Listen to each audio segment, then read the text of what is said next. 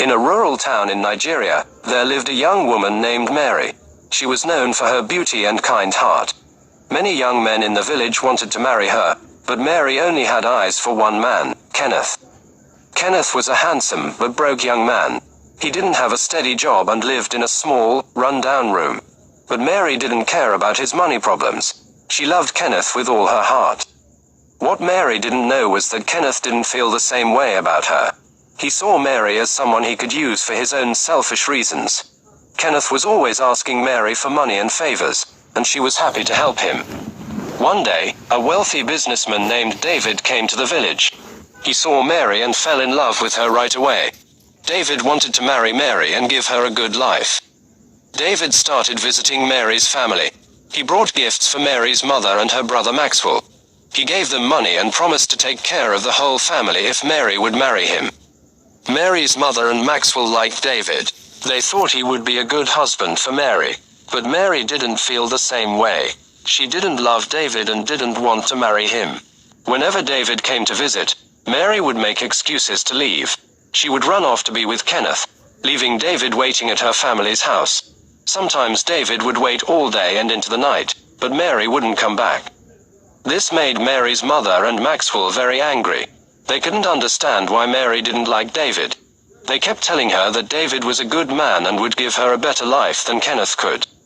One day, David saw Mary and Maxwell carrying water from the stream. He stopped to talk to them and complained to Mary about how she always ran away when he visited. "I came to see you yesterday," David said, "but you left and didn't come back. You didn't even call me to say where you were." Mary got angry at this.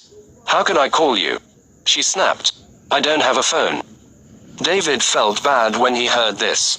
The next day, he bought an expensive new phone and gave it to Mary's mother to give to Mary. When Mary got the phone, she didn't thank David. Her mother forced her to go to David's house to say thank you, but instead, Mary went straight to Kenneth's place. "Look what David gave me," Mary said, showing Kenneth the new phone. Kenneth's eyes lit up when he saw the expensive phone. He started thinking of ways he could use it for himself. Mary told Kenneth she wanted to give the phone back to David, but Kenneth stopped her. "No, don't do that," Kenneth said. "I have a better idea. Give me the phone, and I'll use it to start an internet business. We'll make lots of money." Mary trusted Kenneth completely. She handed over the phone without a second thought. But Kenneth had no plans to start a business. As soon as Mary left, he sold the phone and used the money to buy a ticket to South Africa. He didn't tell Mary he was leaving. A few days later, David came to talk to Mary. He wanted to know if she had any feelings for him at all. "I need to know the truth, Mary," David said. "Do you have any interest in marrying me?" Mary looked David in the eye and said, "I'm sorry, but I don't love you. I don't want to marry you." David was hurt, but he respected Mary's honesty. He decided to move on and forget about her. 2 weeks after Kenneth left for South Africa, Mary found out she was pregnant. She was scared and excited at the same time. She ran to Kenneth's room to tell him the news, but he wasn't there. His landlord told her Kenneth had moved out and left the country. Mary was confused and heartbroken. She didn't know what to do. Then she saw something on social media that made her heart sink. Pictures of Kenneth with another woman in South Africa. He had a new girlfriend and had forgotten all about Mary. Now Mary was really scared. She was going to have a baby, but the father was gone. She didn't want people to call her child a bastard. In her panic, she thought of the only other man who had wanted to marry her, David. Mary went to David's house and told him she had changed her mind. She said she would marry him if he still wanted her. David was surprised but happy. He still loved Mary and agreed to marry her right away. They had a big wedding, and everyone in the village came. Mary's mother and Maxwell were very happy. They thought Mary had finally made the right choice.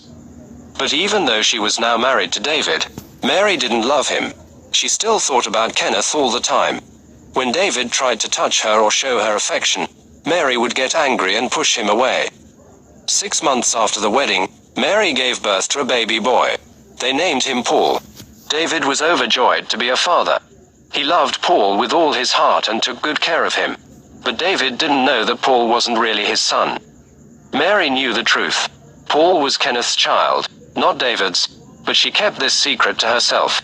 She was afraid of what would happen if people found out.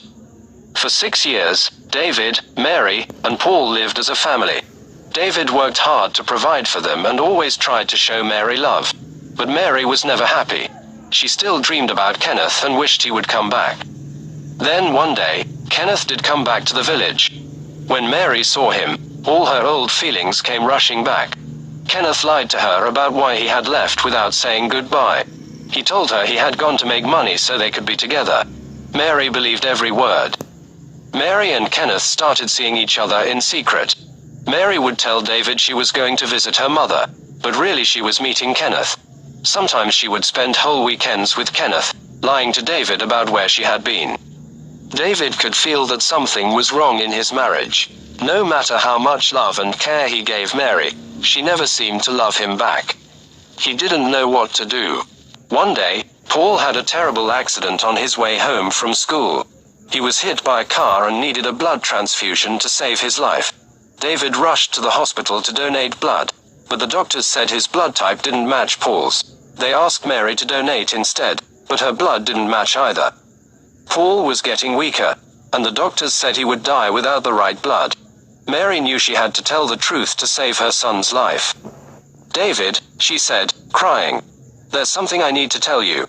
You're not Paul's real father. Kenneth is." David was shocked and heartbroken. The son he had loved for 6 years wasn't really his. But he put his feelings aside to save Paul's life. They brought Kenneth to the hospital, and his blood was a perfect match for Paul. The little boy's life was saved. After Paul got better, David confronted Mary about her lies. "How could you do this to me?" he asked. "I've loved you and Paul for all these years, and it was all based on a lie." But Mary didn't feel sorry. Instead, she told David she had never loved him and wanted to leave him for Kenneth. "Kenneth is Paul's real father," she said. "We should be together as a family." David was devastated. He didn't know what to do. He loved Paul like his own son, but now Kenneth was back and wanted to take both Mary and Paul away from him. David decided to talk to Kenneth man to man. He went to Kenneth's small room and begged him to leave his family alone. "Please, Kenneth," David said. "I love Mary and Paul. They're my family now. Can't you just let us be?" Kenneth saw a chance to make some easy money. "Okay," he said. "I'll leave them alone, but it'll cost you. Give me 5 million naira, and I'll go away for good. But don't tell Mary about this deal." David agreed to Kenneth's terms. He didn't want Mary to know about the money. But David had a plan. He decided to trick Kenneth and expose him for who he really was. On the day David was supposed to give Kenneth the money, he told Mary he was going on a business trip. But really, he wanted Mary to follow him and see the truth about Kenneth for herself. David went to meet Kenneth, and Mary hid outside the room where they were talking. She could hear everything they said. "Here's the money," David said, handing Kenneth an envelope. But instead of real money, David had put fake bills and blank paper in the envelope. "Before I go," David said, "I want to ask you something. Do you really love Mary the way she loves you?" Kenneth laughed. "Love her? Are you kidding? Mary's just a local bush girl. I've been using her all along. I've got a real wife back in South Africa. Mary means nothing to me." Mary's heart broke as she listened to Kenneth's cruel words. She couldn't believe the man she had loved for so long could be so heartless. As soon as David left, Kenneth opened the envelope. When he saw the fake money, he got angry and ran outside. That's when he saw Mary standing there with tears in her eyes. "How could you say those things about me?" Mary cried. "I loved you. I gave up everything for you." Kenneth tried to explain, but Mary wouldn't listen. She ran away, finally seeing Kenneth for who he really was. Mary went back home, crying and begging David to forgive her. But David had been hurt too deeply. He told Mary he needed time to think about their future. Kenneth, angry about losing the money he thought he was getting, decided to fight for custody of Paul. He went to the village elders and demanded that they give him his son. David knew that Kenneth, being broke, couldn't take care of Paul properly. He came up with a plan. Before the meeting with the elders, David told Mary and Paul to go with Kenneth if that's what the elders decided. "But why?" Mary asked, confused. "Trust me," David said. Kenneth won't be able to handle the responsibility. He'll leave you both soon enough." At the meeting, the elders listened to both sides. In the end, they decided that since Kenneth was Paul's biological father, he should have custody. Mary and Paul packed their things and moved into Kenneth's small room. At first, Kenneth was happy. He thought he had won. But soon, the reality of being a father and provider hit him hard. There was no food in the house. He couldn't pay Paul's school fees. Mary and Paul were always complaining about how hard life was. After just a few weeks, Kenneth couldn't take it anymore. One night, he packed his bags and snuck out while Mary and Paul were sleeping. He left a note saying he was going back to his wife in South Africa and never wanted to see them again. When Mary woke up and found Kenneth gone, she realized how foolish she had been. She had given up a good man who truly loved her for someone who only cared about himself. With nowhere else to go, Mary took Paul and went back to David's house. She knocked on the door, not sure if David would even let them in. David opened the door and saw Mary and Paul standing there, looking tired and hungry. Despite all the pain Mary had caused him, David's heart softened. He knew that Paul was an innocent child who needed a father's love. "Can we come home?" Mary asked softly. David looked at them for a long moment. Then he opened the door wider and said, "Come in. We have a lot to talk about." As Mary and Paul walked into the house, David knew that rebuilding their family would take time and forgiveness. But he was willing to try, for Paul's sake and for the love he still had for Mary deep in his heart. Over the next few months, Mary worked hard to prove to David that she had changed. She stopped thinking about Kenneth and focused on being a good wife and mother. David saw how hard Mary was trying, and slowly, he began to trust her again. Paul was happy to be back home with David. Even though he knew David wasn't his real father, Paul loved him more than ever. David continued to treat Paul like his own son, helping him with his homework and teaching him how to be a good man. As time passed, Mary realized how lucky she was to have a man like David in her life. She began to see all the ways David showed his love for her and Paul every day. Slowly, Mary's feelings for David began to change. The love she thought she had for Kenneth was nothing compared to the deep, true love she now felt for David. One evening, as they sat on the porch watching Paul play in the yard, Mary turned to David with tears in her eyes. "David," she said, "I know I hurt you so much, and I'll always be sorry for that. But I want you to know that I love you. Really, truly love you. Not because of what you can give me, but because of who you are. You're the best man I've ever known, and I'm so grateful that you gave me another chance." David looked into Mary's eyes and saw the truth of her words. He took her hand and squeezed it gently. "I love you too, Mary," he said. "We've been through a lot, but I believe we're stronger for it. You and Paul are my family, and nothing will ever change that." From that day on, Mary, David, and Paul lived as a happy, loving family. Mary never again took David's love for granted. She worked every day to be the kind of wife and mother her family deserved. Paul grew into a fine young man, thanks to David's guidance and Mary's love. He never forgot the lessons he learned from watching his parents overcome their struggles and build a strong, loving marriage. Years later, when Paul was grown and had children of his own, he would tell them the story of David, Mary, and Kenneth. He wanted them to understand the difference between true love and selfish desire, and to know that real family is built on forgiveness, trust, and unconditional love. As for Kenneth, no one in the village ever heard from him again. Some said he had gone back to South Africa, while others believed he had moved to the city to start a new life. But for Mary, David, and Paul, Kenneth was just a distant memory, a reminder of the mistakes of the past and the strength it takes to build a better future. In the end, their story became a lesson for the whole village. People would point to David, Mary, and Paul as an example of how love, forgiveness, and second chances can overcome even the biggest mistakes. Their home became a place of warmth and welcome, where people could always find a kind word and a helping hand. And so, in that small Nigerian village, the tale of Mary, Kenneth, and David lived on, a story of lost love, betrayal, forgiveness, and the power of true family. It was a reminder to all who heard it that sometimes, the greatest love stories don't start with love at first sight, but with the choice to love deeply and truly, even when it's difficult. As the years went by, David and Mary's love only grew stronger. They faced life's challenges together, supporting each other through good times and bad. Paul went on to college, making both his parents proud with his hard work and kind heart.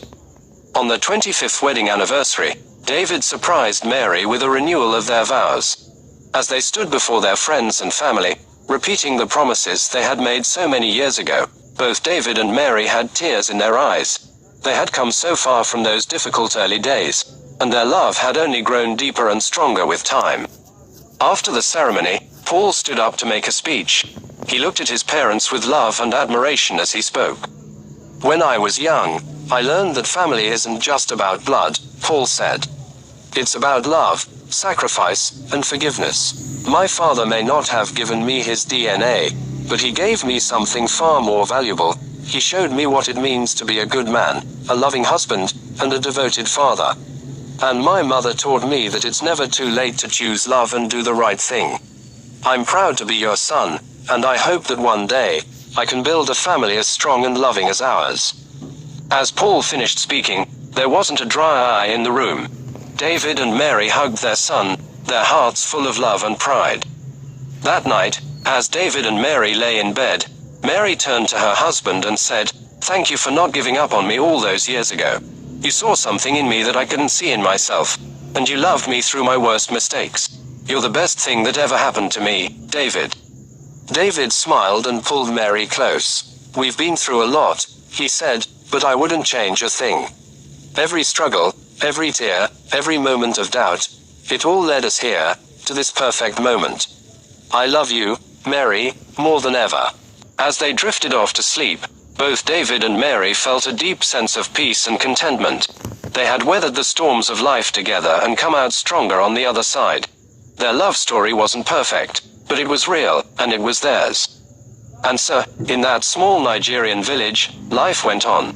But the story of David, Mary, and Paul remained a testament to the power of love, forgiveness, and the true meaning of family. It was a reminder that sometimes, the most beautiful love stories are the ones that grow slowly, built on a foundation of trust, respect, and unwavering commitment. Their tale would be told for generations to come, inspiring others to believe in second chances and the transformative power of love. And in the end, that was the greatest legacy David and Mary could have hoped for. Their story became a beacon of hope for others in the village who faced challenges in their relationships.